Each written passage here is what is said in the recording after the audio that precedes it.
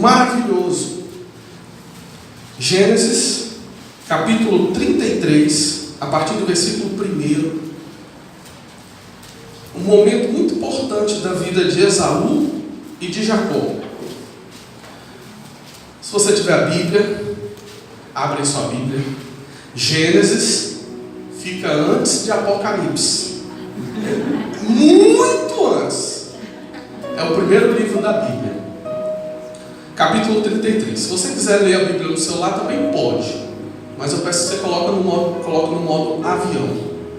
Não é nem no silencioso. É no avião mesmo. Senão você está lá lendo a Bíblia e chega as mensagens, né?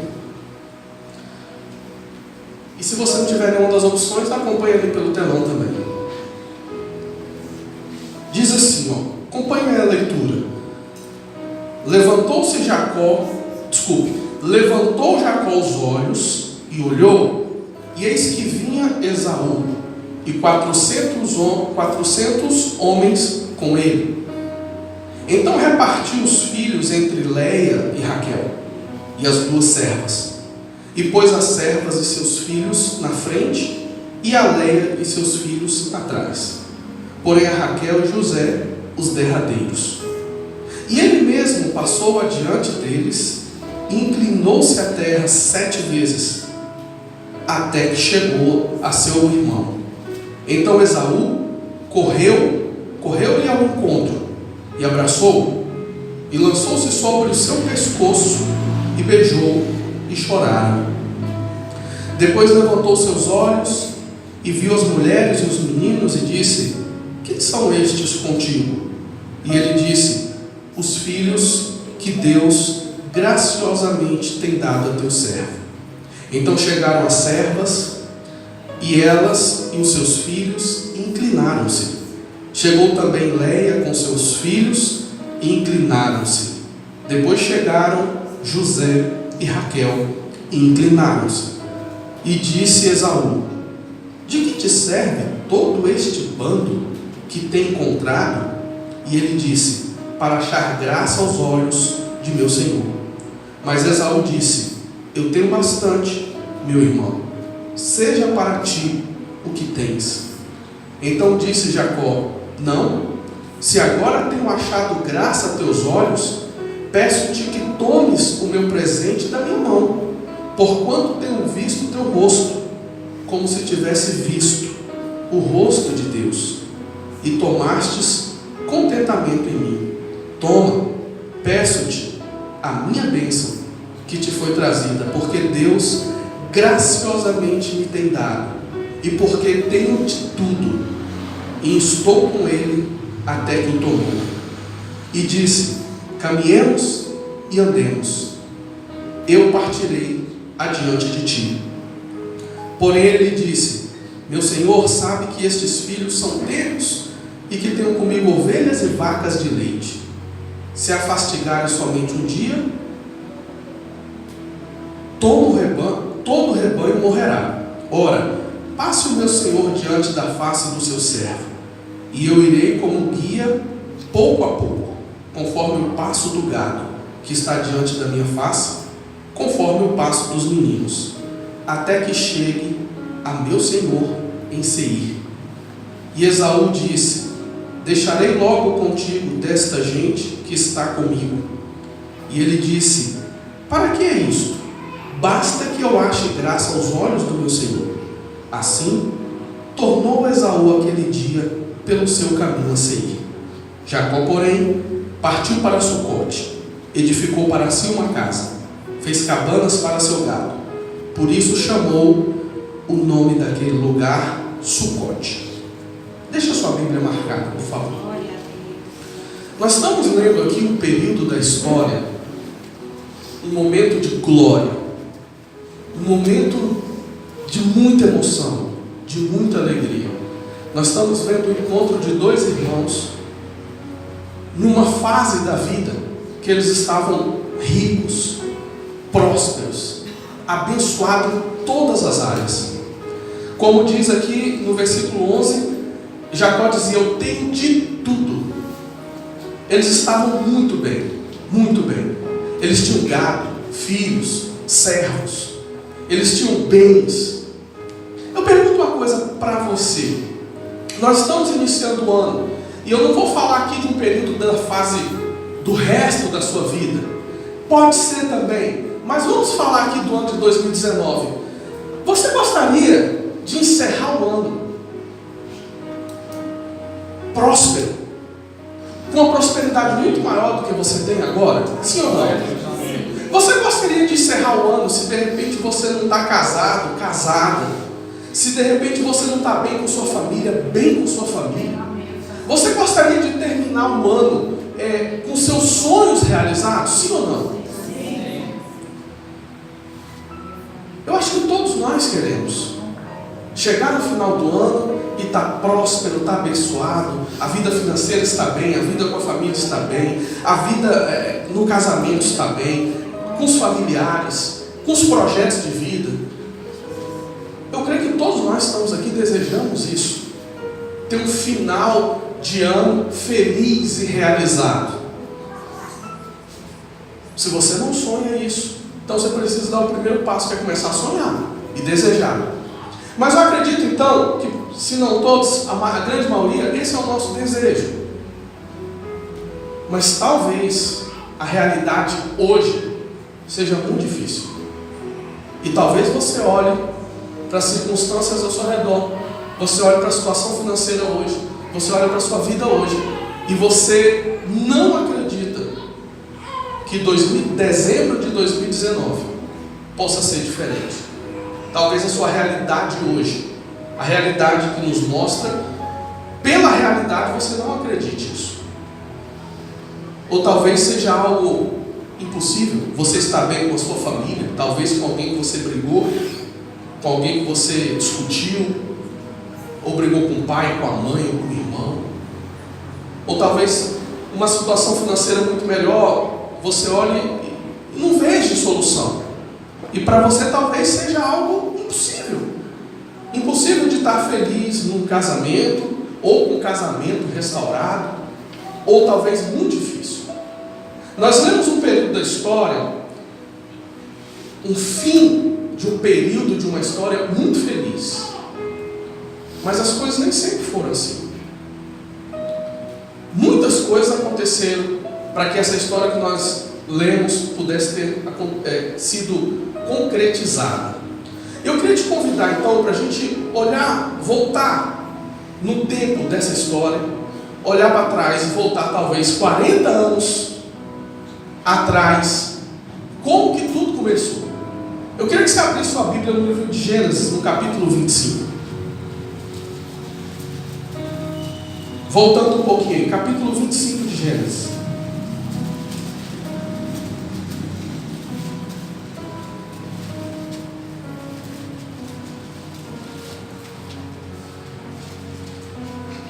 Capítulo 25, a partir do versículo 24. Vamos entender essa história. É possível que essa história seja uma história muito parecida com a sua. E eu queria que você estivesse atento, atenta, porque é possível que Deus queira falar com você hoje. Amém. E é possível que Deus fale com você hoje de uma forma especial. E talvez esse culto não seja apenas mais um culto, mas seja um culto que vai mudar a sua visão, a sua perspectiva, a direção da sua vida para 2019. Nós estamos iniciando o ano e não existe um lugar melhor de mudança de destino quando nós estamos na presença de Deus. Nós estamos aqui inclinados a ouvir a voz de Deus. Nós estamos aqui num lugar de adoração, nós adoramos a Deus, nós estamos aqui inclinados para ouvir a palavra de Deus. Deus pode fazer milagres em qualquer lugar, mas se existe um lugar bom para isso acontecer, é quando nós estamos reunidos na presença dele para isso. Então aproveite esses minutos que nós temos aqui, antes de se encerrar o culto, e ouça o que Deus quer falar com você. Em Gênesis 25, capítulo 25, a partir do versículo 24, vai falar do nascimento de Esaú e de Jacó. Os dois que nós lemos lá no capítulo 33. E diz assim, cumprindo-se os dias para dar luz, eis gêmeos no seu ventre. Saiu o primeiro ruivo, e todo como uma veste cabeluda. Por isso chamaram seu nome Esaú. Depois saiu seu irmão, agarrado a sua mão ao calcanhar de Esaú. Por isso se chamou seu nome Jacó. E era Isaque da idade de 60 anos, quando os gerou.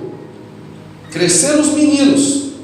Esaú foi varão perito na caça, varão do campo. Mas Jacó era varão simples, habitando em tendas. E amava Isaque a Esaú, porque a caça era de seu gosto. Mas Rebeca amava a Jacó. Coloca no telão para nós o versículo 27. Deixa eu chamar sua atenção em uma coisa aqui. Isaque foi o filho da promessa de Abraão. Ele tem um encontro lindo, romântico com Rebeca. Os dois se casam e eles têm um casal de filhos, gêmeos. Desculpe, eles têm um par de filhos, 2 homens gêmeos, né? Eram gêmeos, nasceram do mesmo par, Esaú e Jacó. Quem era Esaú? A Bíblia diz que Esaú foi um homem perito na caça, um homem do campo. Aqui fala de algumas características de Esaú, mas Jacó era um homem simples, habitando em tendas. Gente, interessante que a Bíblia, até para falar do defeito de alguém, a Bíblia faz isso de uma forma elegante. O que era alguém simples habitando em tendas? Vou traduzir para você. Alguém simples habitando em tenda era um vagabundo e preguiçoso. É porque a Bíblia ela é elegante. A gente pode até aprender com a Bíblia na hora de fazer crítica a alguém. Ele era o inverso do seu irmão. Esaú. Como que uma pessoa se torna perito em caça? Ele acorda e fala assim: vou virar um caçador. E aí se torna perito? Não. Essa pessoa dedica horas e horas caçando, correndo atrás de bicho, arriscando a vida, se ferindo no meio do mato, no meio da mata, nadando, afiando arma, aprendendo a ter mira, aprendendo a ter pontaria. Talvez ele acordasse de manhã cedo e saía para treinar. Ele era um perito caçador. Ele se esforçou, ele se dedicou. Ele acordava cedo, dormia tarde. Ele era uma pessoa dedicada, esforçada ao ponto de se tornar um perito em caça. O irmão dele quem era? Era o inverso disso tudo. Era um preguiçoso. Mas se ele fosse só preguiçoso, ainda era bom. Porque além de ser preguiçoso, ele era mau caráter. Pior, é 2 vezes pior. Preguiçoso e mau caráter. O que ele sabia era dormir e comer. Essa era a vida de Jacó. Dormir, comer, levar vantagem em tudo. É possível que Esaú puxou o estilo do pai. Isaque tinha muitos ensinamentos de Abraão sobre caráter, sobre conduta diante de Deus. Porque Isaque amava Esaú. Já Rebeca amava Jacó. E Rebeca veio de uma família que muito provavelmente os princípios eram outros. Talvez você conheça pessoas que o princípio dela é levar vantagem em tudo.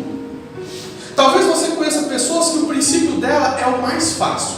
Ela quer tudo mais fácil. Ela não quer ter trabalho, ela não quer suar, ela não quer acordar de manhã cedo, ela não quer ter esforço, ela quer tudo na mão. Fácil. Se puder passar a perna para conseguir alguma coisa, ela passa a perna, ela engana. Ela prejudica o outro desde que alcance seus objetivos. Preguiçoso e mau caráter. Essa era a qualidade, era o estilo de Jacó. Diferente de Esaú. Esses dois então crescem no mesmo lar. E chega um momento que Esaú, ele foi caçar. Era a habilidade dele. E ele chega exausto. Ele chega cansado. Ele chega com fome. Jacó, o preguiçoso, não tinha nada para fazer. O que ele foi fazer? Foi fazer uma comida, né? Acordou, meio-dia. Estou com fome, deixa eu preparar alguma coisa aqui para me comer. E estava fazendo um guisado de lentilha. Esaú chega exausto, cansativo, cansado de uma caça. E falou: meu irmão, me dá aí desse guisado para me comer. E Jacó aquela pessoa mau caráter espera aquele momento para fazer uma proposta para Esaú. Fala assim: olha, esse guisado aqui está maravilhoso, está gostoso, está uma delícia, sente o cheiro. Você quer comer dele? Ah, quero, eu estou morrendo de fome. Eu te dou, mas me vende a sua primogenitura. O primogênito naquela época, ele recebia uma bênção espiritual e a metade de toda a herança. Ele recebia uma porção muito maior por ser primogênito. E a primogenitura estava com Esaú. E Jacó aproveitou um momento de fraqueza, um momento de ruim, difícil do irmão. Eu pergunto uma coisa para vocês: uma pessoa cansada e com fome raciocina bem? Não. Ninguém raciocina bem se estiver cansado e com fome. Uma pessoa cansada e com fome, ela quer descansar, ela quer comer. E Esaú, sem pensar, falou: ah, que me vale a primogenitura, eu estou morrendo de fome, fica para você. E a Bíblia diz então que Esaú desprezou sua primogenitura pelo golpe de um aproveitador. O que eu quero te ensinar hoje, começando, nunca tome uma decisão se você estiver cansado, fisicamente, mentalmente, quando você estiver com fome,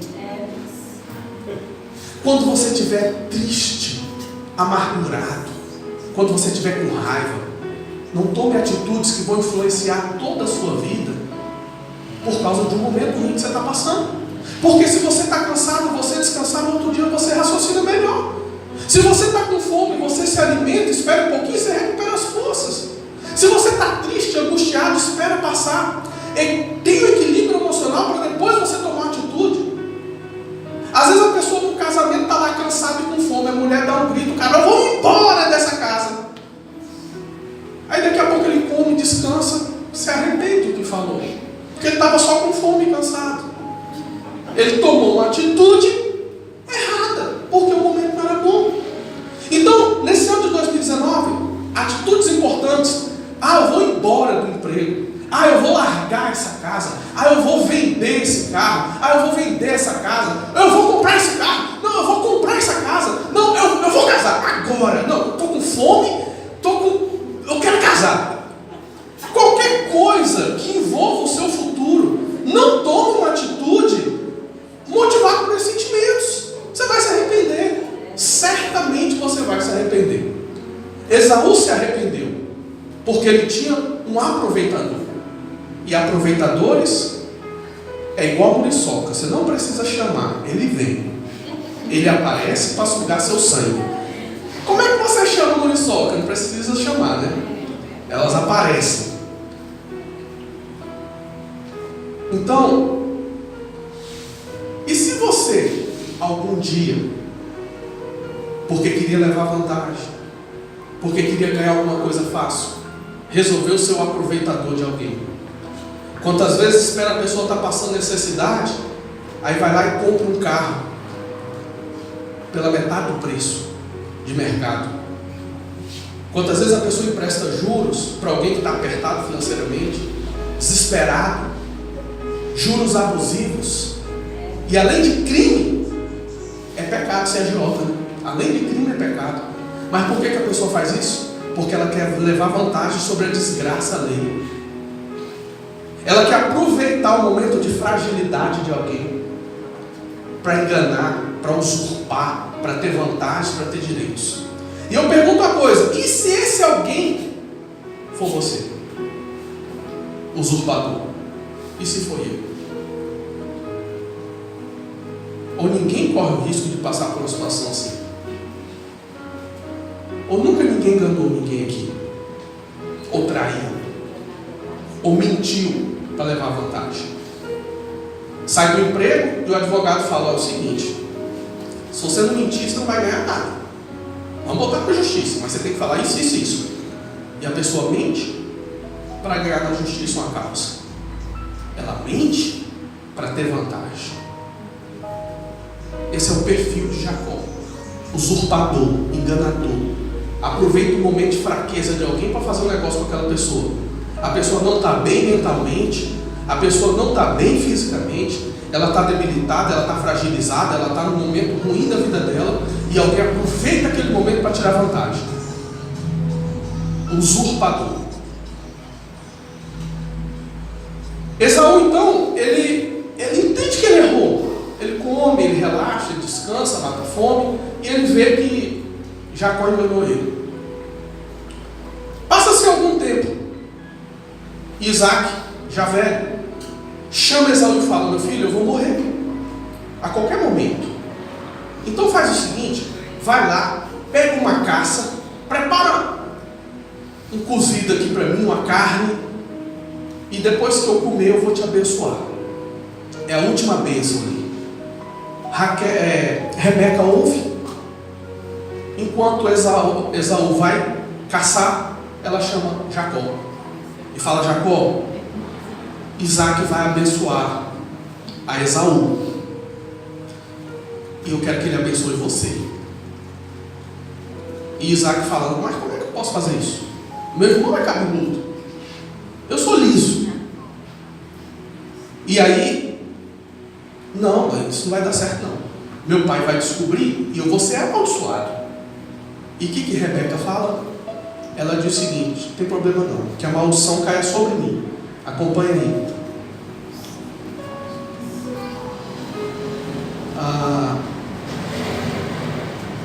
No capítulo 26.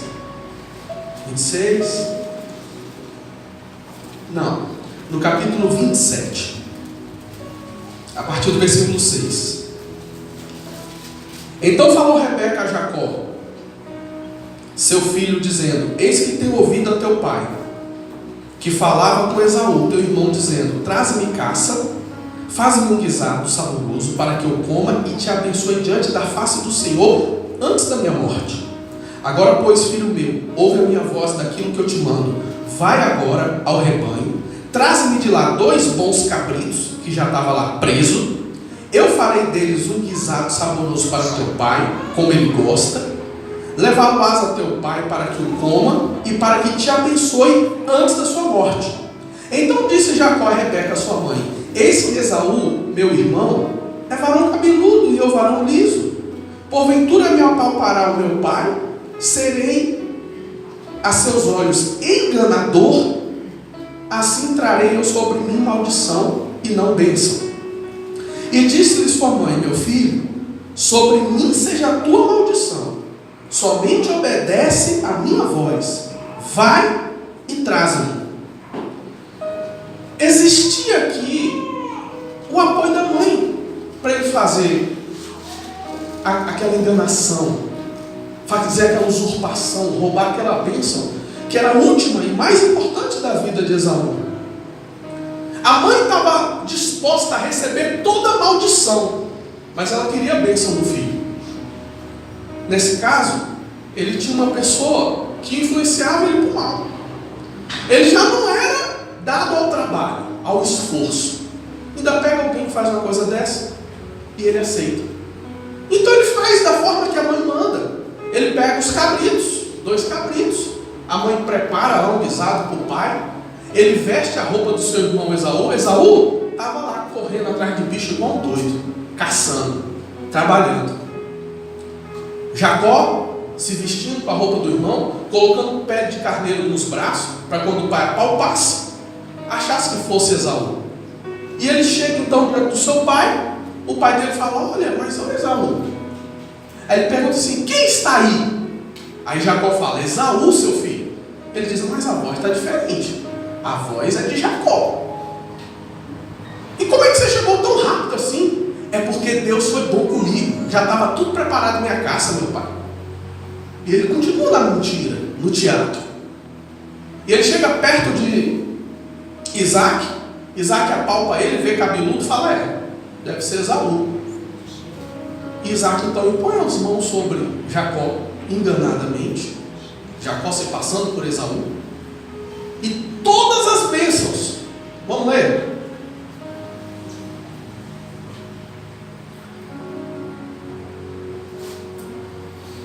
A partir do versículo 27. Do capítulo 27. Chegou-se e beijou. Então cheirou o cheiro das suas vestes. Ele já estava cego, né?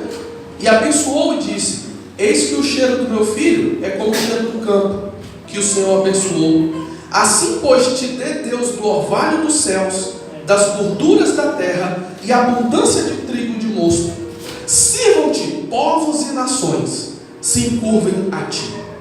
Sê senhor de teus irmãos, e os filhos da tua mãe se curvem a ti. Malditos sejam os que te amaldiçoarem, e benditos sejam os que te abençoarem. E ele profere todo tipo de bênção ali. Jacó então sai, passa algum tempo, quem chega com o guisado? Esaú. Quando Esaú chega, a Bíblia diz que Isaac estremece, porque ele descobre que ele foi enganado. E ele conta para Esaú e fala: Esaú, teu irmão Jacó veio na frente, se passando por você, e eu abençoei a ele. E Esaú chora amargamente e grita, falando: meu pai, o Senhor não reservou nenhuma bênção para mim. Fala: nenhuma bênção, você vai servir seu irmão. E aquele momento de engano, de frustração, de dor, de traição, aquela situação, Esaú sai dali disposto a matar Jacó, com toda a razão que ele tinha, porque o que Jacó fez foi terrível. Rebeca então chama Jacó e fala: ó, para me perder algum dos filhos e eu ficar sem filho vai ser pior. Era o que ela merecia pelo que ela fez. Mas ela fala: ó, faz o seguinte, vai lá para a casa do teu tio Labão, foge para lá, até que a ira do teu irmão passe. E assim eles se separaram.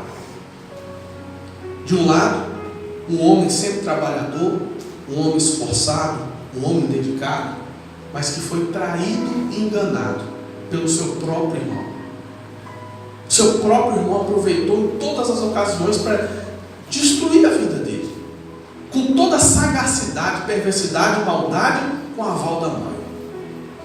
Será que você pode imaginar uma situação dessa? Talvez você já passou por situações assim.